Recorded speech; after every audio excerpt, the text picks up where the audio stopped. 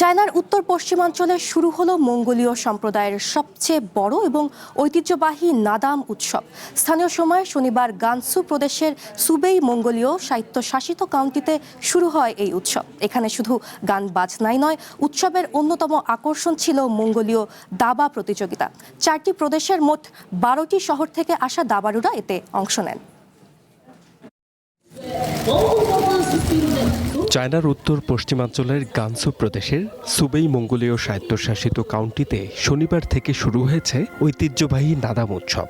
উৎসব ঘিরে এই চারণভূমি এখন যেন এক নতুন প্রাণ পেয়েছে। ভবিষ্যৎ হোক নিরাপদ, বিনিয়োগ হোক বিশ্বস্ত, আর আমার পছন্দ সল্ট বে।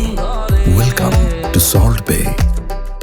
মঙ্গোলীয় শব্দ নাদামের সাধারণ অর্থ হল বিনোদন বা আনন্দ, খেলাধুলা। চারণভূমির মানুষের কাছে এটি শুধু এক উৎসব নয়, নিজেদের সংস্কৃতি ও শিকড়কে উদযাপনের এক বড় উপলক্ষ।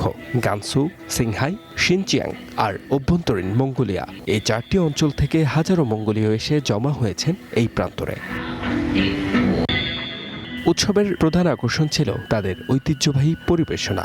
স্থানীয় শিল্পীরা পরিবেশন করেন মন ছুঁয়ে যাওয়া মঙ্গোলীয় লং সং, ঐতিহ্যবাহী তোপসুর, বাদ্যযন্ত্রের সুর আর মঙ্গল কামনার বাণী। শুধু গান বাজনাই নয়, উৎসবের অন্যতম আকর্ষণ ছিল মঙ্গোলীয় দাবা প্রতিযোগিতা। 4টি প্রদেশের মোট 12টি শহর থেকে আসা দাবাড়ুরা এতে অংশ নেন। হেক্সি করিডোরের পশ্চিম প্রান্তে অবস্থিত এই সুবেই অঞ্চলটি গানসু প্রদেশের একমাত্র মঙ্গোলীয় স্বায়ত্তশাসিত এলাকা। উত্তরে মঙ্গোলিয়ার সীমান্ত ঘেঁষা এই জনপদে প্রতি বছরই ঘুরে আসে উৎসবের দিনগুলো। গান, খেলা আর আড্ডায় মঙ্গোলীয় সম্প্রদায় যেন আরও একবার নতুন করে তাদের শত বছরের ঐতিহ্যকে খুঁজে পেল এই ঘাসের প্রান্তরে। H M Ataullah, one international desk.